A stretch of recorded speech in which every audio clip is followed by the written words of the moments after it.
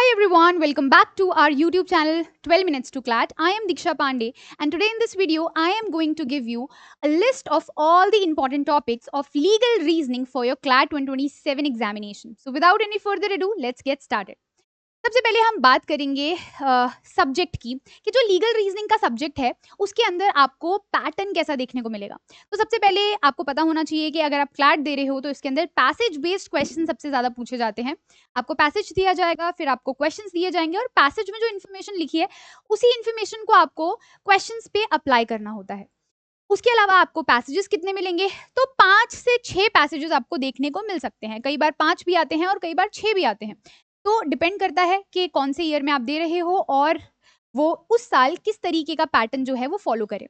But 5 to 6 passages आप expect करके चल सकते हैं। और जो पैसेज की वर्ड लिमिट होती है वो लगभग 450 वर्ड की ही होती है। इससे ज़्यादा बड़े पैसेजेस जनरली नहीं आते हैं, छोटे आ सकते हैं बट ज़्यादा बड़े नहीं आएंगे। उसके अलावा आपको जो नंबर ऑफ क्वेश्चंस हैं वो 28 से 32 के अराउंड देखने को मिलेंगे। अगर 5 पैसेजेस आएंगे तो लगभग 28 तक क्वेश्चन पूछ लेंगे और अगर 6 आएंगे तो 32 तक क्वेश्चन पूछ लेंगे। उसके अलावा यहाँ पर जो क्वेश्चन का टाइप होता है वो प्रिंसिपल फैक्ट बेस्ड होता है। प्रिंसिपल्स आपको पैसेज में गिवन होते हैं और फैक्ट आपको क्वेश्चन में गिवन होते हैं और आपको उन फैक्ट्स को पढ़ के जो प्रिंसिपल पैसेज में दिया गया है उस प्रिंसिपल को अप्लाई करना होता है और एक करेक्ट आंसर जो लॉजिकल है, जो कि लीगली साउंड है, वो आपको मार्क करना होता है। उसके बाद फिर अगर हम बात करें कि क्यों आपको इस सब्जेक्ट को बहुत सीरियसली लेना है, क्योंकि ये 25% वेटेज कैरी करता है, हाई प्रायोरिटी का सब्जेक्ट है, इसलिए आपको इसे मिस आउट नहीं करना है या बिल्कुल भी हल्के में नहीं लेना है। अब हम यहाँ पे बात करेंगे कि टाइप्स ऑफ क्वेश्चंस कैसे आपसे पूछे जाते हैं। तो सबसे पहले या तो सिंगल प्रिंसिपल पे आपका क्वेश्चन बेस्ड है या फिर मल्टीपल प्रिंसिपल्स पे बेस्ड होगा या फिर कोई प्रिंसिपल नहीं दिया होगा तो आपको पैसेज का कॉन्टेक्स्ट लेकर ही चलना है।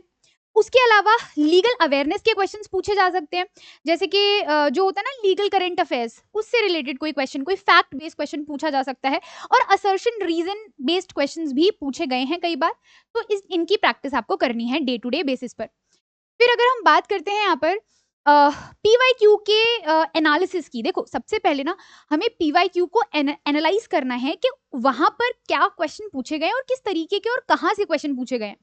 बहुत सारे स्टूडेंट्स ना PYQ को सॉल्व नहीं करते हैं, तो ये मेरी हम्बल रिक्वेस्ट है कि प्लीज पहले PYQs को जाकर देखो, आपको एक बेटर और एक क्लियर आइडिया मिलेगा कि क्लैट को कैसे अप्रोच करना है, क्योंकि आपको समझ में आएगा ना कि किस तरीके के क्वेश्चन पूछ रहे हैं और कहाँ से सबसे ज्यादा क्वेश्चन आ रहे हैं, तो उस टॉपिक को हम सबसे ज्यादा यहाँ पर टाइम दें और फोकस के साथ उसको कवर करें।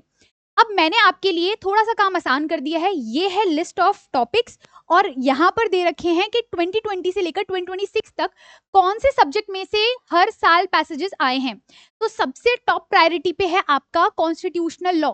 कॉन्स्टिट्यूशनल लॉ से सबसे ज्यादा क्वेश्चंस पूछे गए हैं, हर साल आपको कॉन्स्टिट्यूशनल लॉ से पैसेज देखने को मिला है, चाहे डायरेक्टली हो चाहे इनडायरेक्टली हो, क्योंकि देखो कॉन्स्टिट्यूशन तो हमारा supreme law of the land है, वहीं से ये सारे लॉज निकले हैं।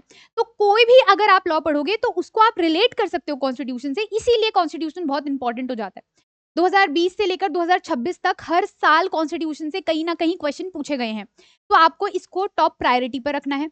उसके अलावा लॉ ऑफ टॉर्ट्स में आपको देखने को मिलेगा कि 2020 से 2025 तक लगभग क्वेश्चंस आए हैं टॉर्ट में से। लॉ ऑफ कॉन्ट्रैक्ट में से अगर देखा जाए तो 2020, 2021, 2023 और 2025 और 26 में क्वेश्चन आए हैं, यानी कि ये भी काफी इंपॉर्टेंट है। उसके अलावा क्रिमिनल लॉ की अगर हम बात करें तो क्रिमिनल लॉ में सिर्फ 2021 और 2025 में नहीं आया था क्वेश्चन, बाकी ईयर में क्वेश्चन आए थे। अगेन दिस इज इंपॉर्टेंट, आपको बहुत मतलब इसको टॉप प्रायोरिटी से इन सब्जेक्ट्स को तो कवर करना है, ठीक है। तो ये सारे मेजर सब्जेक्ट्स हो गए, law of tort, law of crime, law of contracts and constitutional law, ये आपके मेजर लॉज हैं जहां से क्वेश्चंस हर साल आते हैं। इस साल भी आएंगे तो प्लीज पढ़ के जाइएगा। उसके अलावा जेजे एक्ट से हमारे पास 2 साल में क्वेश्चन आए हैं, 2022 में भी आया था और 2024 में भी आया था। उसके अलावा डेटा प्रोटेक्शन साइबर लॉ से हमारे पास 3 साल के क्वेश्चन हैं, देखो 2023, 2024 और 25। फिर इन्वायरमेंटल लॉ 2021, 2022 और 2025 में आया है। फिर फैमिली लॉ से 2021 में, 2023 में और 2025 में। तो इस तरीके से ये पूरा मैंने यहाँ पर एक आपको ट्रैकर जो है बनाकर दे दिया है, इसको एक बार देख लो, स्क्रीनशॉट ले लो इसका और उसके बाद अपनी तैयारी जो है करनी शुरू कर दो, और प्रायोरिटी के साथ कि सबसे पहले कॉन्स्टिट्यूशन करना है क्योंकि वहां से हर साल क्वेश्चंस आते हैं। फिर हम यहाँ पर बात करेंगे एक एक करके हर एक टॉपिक की, मतलब जैसे लॉ ऑफ टॉट एक हमारा टॉपिक है, बड़ा टॉपिक है, इसके अंदर सब टॉपिक्स कौन कौन से आपको कवर करने हैं, जैसे कि negligence, vicarious liability, nuisance and trespass, strict liability, absolute liability, defamation and remedies in tort. इसके अंदर भी मैंने आपको और सब क्लासिफिकेशन करके दे रखा है कि नेग्लिजेंस के अंदर भी आपको क्या पढ़ना है, वाइकेरियस लायबिलिटी में आपको क्या पढ़ना है, तो आप इसका भी स्क्रीनशॉट ले सकते हैं। ठीक है, चलिए अब आगे बढ़ते हैं लॉ ऑफ कॉन्ट्रैक्ट्स पर। तो लॉ ऑफ कॉन्ट्रैक्ट्स में आपको ये सारे टॉपिक्स कवर करने हैं।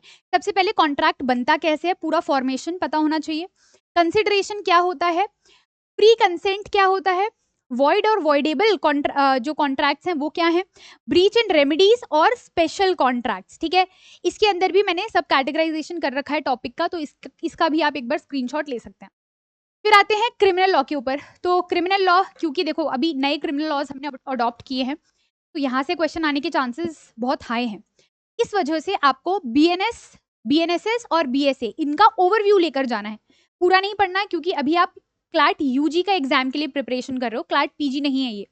तो क्लैट यूजी में बहुत डिटेल में नहीं आएगा, बट जो चेंजेस नए नए हमने इंट्रोड्यूस किए हैं आईपीसी से बीएनएस के अंदर, सीआरपीसी से बीएनएसएस के अंदर और इंडियन एविडेंस एक्ट से बीएसए के अंदर, इन सारे न्यू इंट्रोड्यूस कॉन्सेप्ट को आपको एक बार पढ़कर जाना है। जैसे कि पहले कम्युनिटी सर्विस नहीं हुआ करता था, लेकिन अब होता है। ठीक है, इलेक्ट्रॉनिक एविडेंसेस को अब यहाँ पे एडमिसिबल कर दिया गया है, तो बहुत, और क्योंकि बहुत सारी पनिशमेंट भी बढ़ाई गई है, तो आपको एक ओवरव्यू तो लेकर जाना है, कंपैरेटिव चार्ट जो है वो प्रिपेयर कर लेना तीनों ही क्रिमिनल लॉज का, बीएनएस, बीएनएसएस और बीएसए का।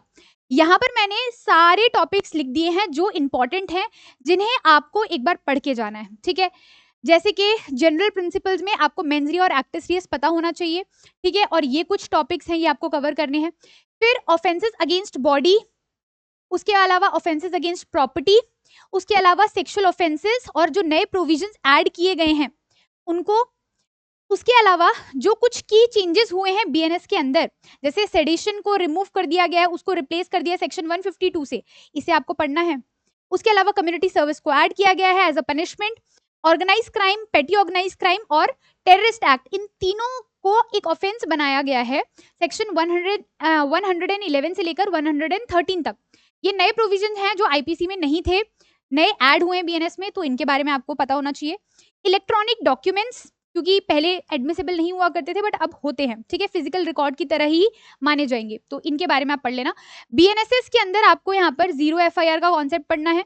ठीक है, वीडियो कॉन्फ्रेंसिंग ट्रायल के बारे में आपको पढ़ना है और विटनेस प्रोटेक्शन स्कीम के बारे में पढ़ना है। ठीक है, फिर हम बात करते हैं इंडियन कॉन्स्टिट्यूशन की। तो ये कुछ टॉपिक्स हैं जो आपको कवर करने हैं। This is the most important topic from your Indian constitution. आपको फंडामेंटल राइट चैप्टर तो घोल के पी जाना है ओआरएस की तरह, इतना इंपॉर्टेंट है ये। ठीक है, एक तरफ फंडामेंटल राइट है और दूसरी तरफ कॉन्स्टिट्यूशन है, इक्वलेंट है दोनों, इतना इंपॉर्टेंट चैप्टर है। तो ये कुछ इंपॉर्टेंट आर्टिकल्स हैं जहां से क्वेश्चंस कई बार रिपीटेडली आए हैं, तो इन सारे आर्टिकल्स को तो बाय हार्ट याद कर लेना। उसके अलावा पूरे फंडामेंटल चैप्टर को एक बार अच्छे से पढ़ लेना। फिर कॉन्स्टिट्यूशनल अमेंडमेंट्स याद करनी है, फेडरलिज्म और centre state relationship, judiciary and judicial review और जुडिशरी की पावर्स। ठीक है, क्योंकि आप क्लैट का एग्जाम दे रहे हो, तो जुडिशियल सिस्टम के बारे में आपको एक आइडिया होना चाहिए।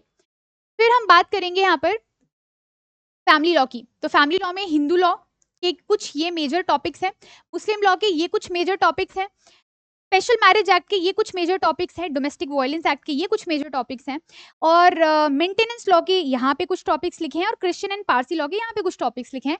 इन टॉपिक्स को आपको कवर करना है, स्क्रीनशॉट आप ले सकते हैं। फिर हम आगे चलते हैं स्पेशल लॉज के ऊपर, जो कि माइनर लॉज हैं और बहुत, मतलब हर साल नहीं आते हैं यहाँ से क्वेश्चन, बट कई बार हमें देखने को मिले हैं, कई बार कभी 1 साल में, कभी 2 साल में।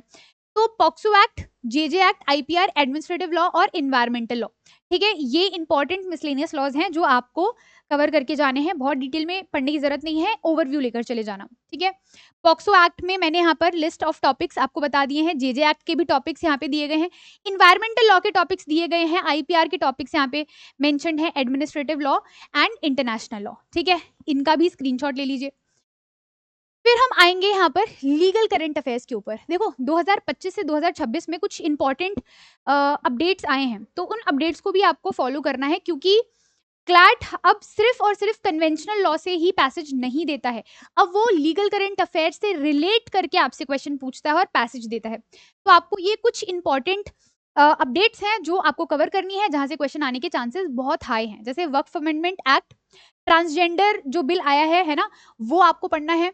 लेजिस्लेटर अगर ब्राइबरी लेते हैं तो क्या उनको पार्लियामेंट्री इम्यूनिटी मिलेगी कि नहीं मिलेगी, इसके बारे में आपको पढ़ना है। उसके अलावा यहाँ पे गवर्नर के पास जो वीटो पावर थी उसको स्ट्रक डाउन कर दिया गया, ऑल्दो इसमें से एक क्वेश्चन आ चुका है, पैसेज आ चुका है 2026 में, लेकिन आपको फिर भी पढ़ना है, ठीक है। उसके अलावा वन नेशन वन इलेक्शन के बारे में, न्यू क्रिमिनल लॉज में जो चीजें ऐड हुई हैं, सब्ट्रैक्ट हुई हैं, उनके बारे में, डिजिटल डेटा प्रोटेक्शन एक्ट डीपीडीपीए, इनके बारे में आपको पढ़ना है। सेम सेक्स मैरिज के बारे में पढ़ना है। SC ST का जो सब क्लासिफिकेशन अलाउ कर दिया गया है उसके बारे में पढ़ना है। यूनिफॉर्म सिविल कोड उत्तराखंड और अभी गुजरात भी बन गया है, ठीक है, गुजरात के UCC के बारे में भी आपको रीड करना है, ठीक है। तो ये कुछ इंपॉर्टेंट लीगल अपडेट्स हैं 2025 से 2026 की। फिर इंपॉर्टेंट लीगल मैगजीम्स की बात करें तो ये कुछ लीगल मैगजीम्स हैं जो आपको याद होनी चाहिए और जिनका एप्लीकेशन आपको पता होना चाहिए, ठीक है। तो आप इनका स्क्रीनशॉट ले सकते हो, ठीक है। So these are the important topics जो आपको अपने क्लैट एग्जामिनेशन के लिए कवर करने हैं, अगर आप लीगल रीजनिंग को एक्सेल करना चाहते हो तो।